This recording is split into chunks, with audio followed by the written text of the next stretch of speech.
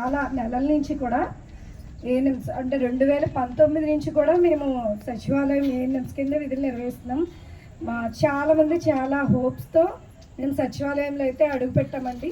నేనైతే 2008 నుంచి ఉన్నాను. ఇందులో కొంతమంది నూతనంగా వచ్చిన సహోదరులు కూడా ఉన్నారు. మేమందరం కూడా చాలా ఆనందంగా, ఎందుకంటే పర్మనెంట్ ఉద్యోగం, సచివాలయం ఉద్యోగం మాకు పర్మనెంట్ ఉద్యోగం అని చాలా ఆనందంగా వచ్చాం మేము హోప్స్ పెట్టుకొని. అయితే కొన్ని సమస్యల వల్ల అంటే మాకు సచివాలయం అన్నది చాలా గ్రేట్ అండి. ఎందుకంటే మాకు ఒక చైర్ ఇచ్చారు, మాకు టేబుల్ ఇచ్చారు, అందరితో పాటు ఒక నేమ్ బోర్డు ఇచ్చారు, ఒక బ్యాడ్జ్ ఇచ్చారు, ఫోటో తీసుకోవడానికి ఆరోగ్య మిత్ర నోట్ ఇచ్చారు.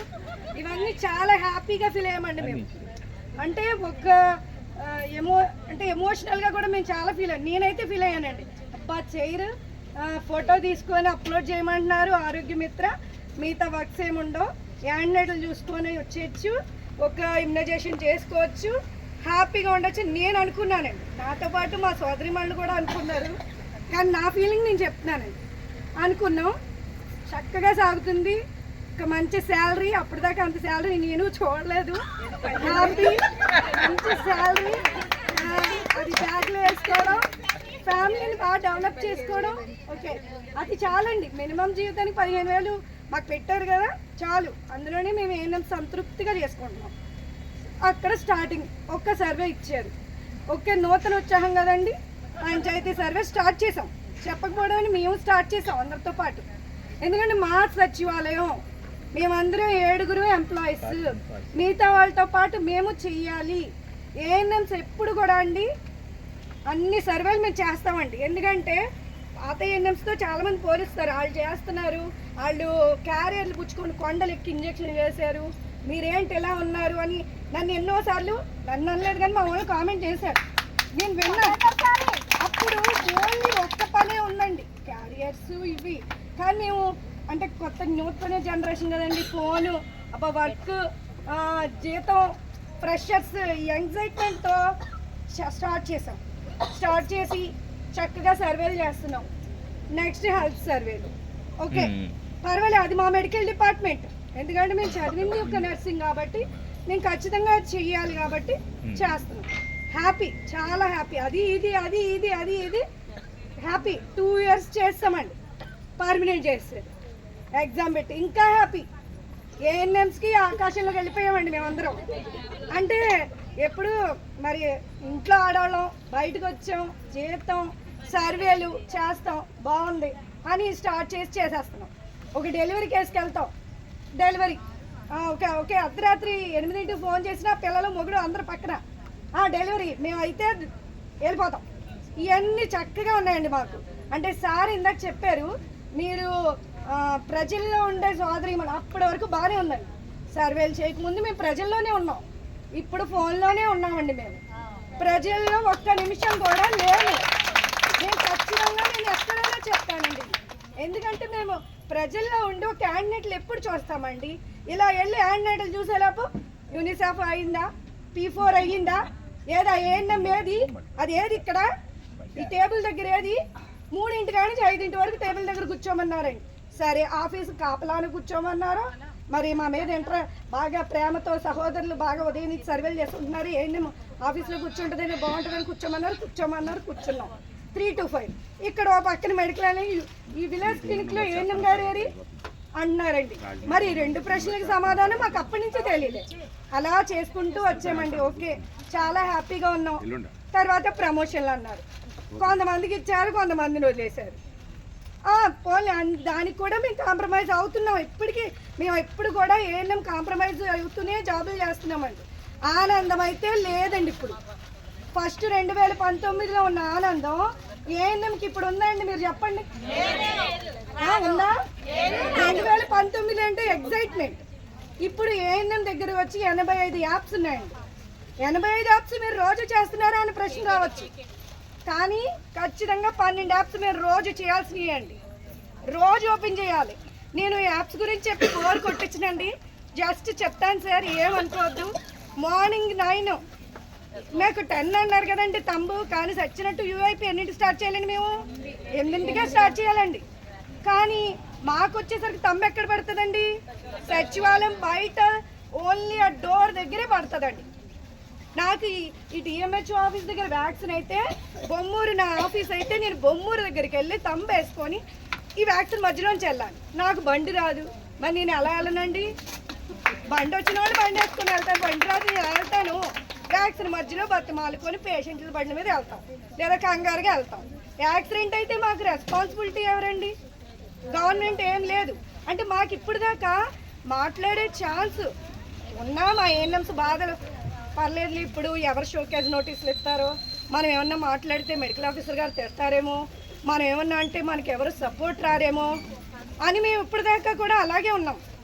మాకు మీ అందరూ కూడా కనిపించేసరికి మా వాళ్ళకి చాలా మన సార్ చాలా సపోర్ట్ చేసి మీ ఏఎన్ఎంస్కి మేము ఉంటాం అనేసరికి మాకు ఇంకా నూతన ఉత్సాహం వచ్చిందండి. మీరు చెప్పకూడదు అండి, ఇప్పుడు దాకా చాలామంది చాలా యూనియన్స్లో ఉన్నా అది వేరే విషయం అండి కాదు. కానీ మేమందరం ఒకటే యూనిటీ ఉండదని మా వాళ్ళు అందరూ వస్తారండి. అందుకే లేట్గా వచ్చినా మేము ఎందుకు లేట్గా ఎందుకు వస్తారండి? 5ంటికి ఎఫ్ఆర్ఎస్ చేయాల్సి వచ్చినట్టు, లేకపోతే జీతం కట్టేత, లేదంటే ఎంపీడీఓ గారికి సమాధానం చెప్పాలి, ఇటు ఇక్కడ చెప్పాలి. ఈ కొత్తగా వచ్చిన సర్వేలు అయితే ఇంకా మరీ విచిత్రంగా ఉన్నాయండి. ఇంతకుముందు ఓన్లీ ఎంపీడీఓ గారితో మాకు ప్రెజర్ ఉండేది, ఇప్పుడు మాకు ఇటువైపు నుంచి కూడా ప్రెజర్ వచ్చేస్తుందండి. మాకు అది తట్టుకోలేకపోయాం మేము. పక్కన డాడీ తిట్టినా పర్లేదండి, మన సొంత పక్కింటి ఆయన తిట్టారనుకో మన సొంత డాడీ ఇప్పుడు తిడుతున్నారు మమ్మల్ని. మీరు ఆ సర్వే ఎందుకు చేయట్లేదు? మన సర్వేలు పోయినాయి. మాకు చాలా సాటిస్ఫాక్షన్ మన సర్వేలు చేయడం. ఎన్ని యాప్స్ అయినా ఇవ్వమనండి మేము చేస్తామండి. ఎందుకంటే వ్యాక్సిన్ తెచ్చుకుంటున్నాం మేమే అండి. ఎందుకంటే మా సహోదరులు ఉన్నారు, మా మెయిల్ వర్కర్ సహోదరు ఎంపీహెచ్ఐ ఎమ్ అంటే మాతో పాటు మేము ఎఫ్ వాళ్ళు ఎమ్ మల్టీపర్పస్ హెల్త్ మెయిల్స్ ఫీమేల్స్. కానీ వ్యాక్సిన్ హెల్ప్ అంటే మా మీద మేము సిస్టర్స్ అన్న భావంతో అయినా తేమన్నారండి. సరే అని మేము వదిలేసుకున్నాం. మేమే వ్యాక్సిన్ తెచ్చుకుంటున్నాం. ఆశాలు రిక్వెస్ట్ చేసాం, మేము తెచ్చేయాలని వాళ్ళు మేము వదిలేసుకుని తెచ్చుకుంటున్నామండి. సాటిస్ఫాక్షన్ కానీ వ్యాక్సిన్ తెచ్చుకుంటాం, వ్యాక్సిన్ చేస్తాం, యూవిన్ చేస్తాం, ఆర్సీహెచ్ చేస్తాం. పోనీ మా మీద గైడ్ లైన్స్గా మా సిహెచ్ఓ గారులు పెట్టారు, అదే ఎంఎల్హెచ్పి గారులు పెట్టారండి. మేము ఇంత ఆన్లైన్ వర్క్ చేస్తున్నాం, ఇన్సెంటివ్ వాళ్ళకి వేస్తున్నారు. మేము కాదనివ్వండి, ఇవ్వండి. కానీ ఆ యాప్స్ ప్రజలు మా మీద తీసేమని అడుగుతున్నాం మేము. ఇప్పుడు మేము చేయడం ఏంటండి? మాకు అమౌంట్ వాళ్ళకి అదేదో మమ్మల్ని సచివాలయంలోనే కూర్చోబెడితే మేము ఆ సర్వేలు చేసుకుంటాం కదా. మేము ఆ డాడీతో తిట్లు తినాం కదా, ఎంపీడీఓ డాడీతో తిట్లు తినాం కదా. అక్కడ తిట్టి ఇక్కడ తిట్టి ఒక ఏఎన్ఎం ఏమైపోద్దండి అసలు మా పరిస్థితి ఏంటో మాకే. నేనైతే మొన్న రీనాతో అన్నానండి, చెప్పకపోవడమే నేను డైరెక్ట్గా చెప్పాను, చచ్చిపోతానని చెప్పాను. ఇలాగే అన్నానండి. మేము టాబ్లెట్ తెచ్చుకొని చచ్చిపోవడానికే వచ్చాను, ఎందుకు మమ్మల్ని ఎలా తినేస్తున్నారని నేను డైరెక్ట్గా ఫోన్లో చెప్పానండి. అప్పుడు ఆవిడ వెంటనే వేరే ఆయనకి ఫోన్ ఇచ్చి మీరు ఇప్పుడు చెప్పడం, ఆయనతో కూడా అదే చెప్పానండి.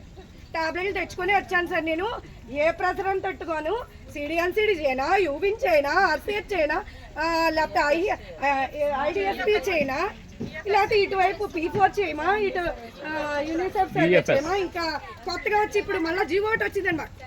ఏంటది సెన్సెక్స్ సర్వే స్టార్టింగ్ పెట్టేశారండి. ఎందుకంటే ఇది అయిపోయింది కదండి, ట్యాక్స్, ఇందులో ట్యాక్స్ కలెక్షన్ చేయమా.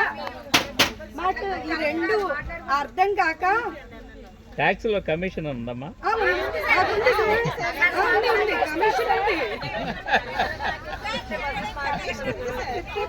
50% కమిషన్ ఉంది సార్. అందుకని ఫ్యామిలీని వదిలేసి మరి వస్తాం సార్. ఇవన్నీ పోనీ ఇంకో విషయం చెప్తాను సార్, పడుకుంటాం సార్ 9 అవగానే, నాకు 9:30కి ఫోన్ వస్తుంది సార్, నొప్పులు వస్తున్నాయి అని. సరే అని ఏదో నిద్రతోనే వెళ్తాం, చూసుకుంటాం, అవుతుందని పిహెచ్సికి తీసుకెళ్తాం సార్. మాని ఎందుకంటే కలెక్టర్ గారి దగ్గర చేతులెట్టు నుంచోవాల్సింది మేమే, ఇంకెవరు నుంచోరు సార్. వెళ్ళి కలెక్టర్, అందుకనే చచ్చినట్టు భయపడిపోతాం కదా సార్. మేము కలెక్టర్ గారికి చెప్పాలి, డిఎంహెచ్ఓ గారికి చెప్పాలి, ఎంపీడీఓ గారికి చెప్పాలి, ఆఖరికి ఎంఆర్ఓ గారికి చెప్పాలి, అందరికీ చెప్పాలి. అయ్య బాబు ఎందుకు వచ్చింది అంటే డెలివరీకి వెళ్ళిపోతున్నాం సార్. వెళ్ళిపోతే అక్కడ డెలివరీ అవ్వదు, మళ్ళీ గవర్నమెంట్ హాస్పిటల్ రెఫర్ చేస్తారు. అక్కడికి తిరిగి వస్తాము, అన్నీ అవుతాయి. ఆ పేషెంట్కి ఏదైనా అయితే only anime responsibility sir. Criminal case మా మీద. ఒక పిల్లోడికి బాగోపోతే క్రిమినల్ కేసు మేము ఎక్కడ విజిట్ చేస్తున్నాం సార్? అసలు మీరు అన్న మాటకి అసలు పిల్లల్ని కానీ తల్లుళ్ళు కానీ ఎవరిని మేము విజిట్ చేస్తున్నాం సార్? అసలు ఫోన్లోనే ఉంటున్నాం సార్ మేము.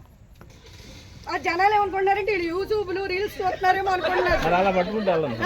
దాన్ని ఎలా అనుకుంటున్నారు? కానీ మమ్మల్ని మరీ ప్రత్యేకంగా అనుకుంటున్నారు సార్. ఈ ఏఎన్ఎంలకు పని లేదంటారు ఒకళ్ళు, మా సహోదరులే, పక్కన వాళ్ళు ఎవరు కాదు సార్. ఈ ఏఎన్ఎంకి ఏం పని ఉంది? 2 చుక్కలు వేయడమే కదా, 2 ఇంజక్షన్లు చేయడమే కదా, ఇప్పుడు పనే ఉంది. మా చదువు నిజమే సార్, నేనే ఒప్పుకున్నా. మా చదువుని బట్టి మమ్మల్ని ఉద్యోగం చేయించండి, మా క్వాలిఫికేషన్ బట్టి. మేము సివిల్ ఇంజనీర్లం కాదు, కంప్యూటర్ ఇంజనీర్లం కాదు. కళ్ళు పోతున్నాయి సార్, మెడ పోతుంది. నాకైతే మొన్న యూనిఫైడ్ సర్వే చేసారు, మెడ ఉండిపోయింది సార్. 2 డైక్లు వేసుకున్నాను. అది మా వాళ్ళ పరిస్థితి అందరిది నేను చెప్పేశాను సార్. అవకాశం ఇచ్చినందుకు థ్యాంక్ యూ సార్.